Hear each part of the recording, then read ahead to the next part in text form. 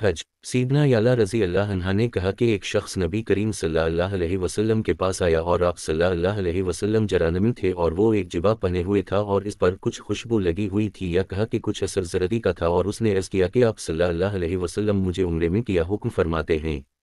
اور اتنے میں آپ صلی اللہ علیہ وسلم پر وحی اترنے لگی اور آپ صلی اللہ علیہ وسلم نے کپڑا اوڑھ لیا اور یعلا کہتے تھے کہ مجھے آرزو تھی کہ میں نبی کریم صلی اللہ علیہ وسلم کو دیکھوں جس وقت آپ صلی اللہ علیہ وسلم پر وحی اترتی ہو۔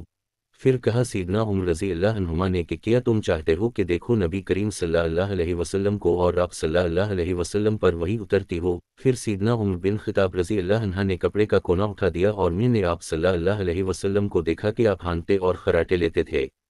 راوی نے کہا میں گمان کرتا ہوں کہ انہوں نے کہا جیسے جوان ہامتا ہو۔ پھر جب آپ صلی اللہ علیہ وسلم سے وحی تمام ہو چکی تو فرمایا کہاں ہے وہ سائل عمرہ کا، اور فرمایا دھو ڈالو اثر زردی کا اپنے کپڑے وغیرہ سے، یا فرمایا اثر خوشبو وغیرہ کا اور اتار ڈالو اپنا کرتا اور عمرہ میں وہی کرو جو حج میں کرتے ہو۔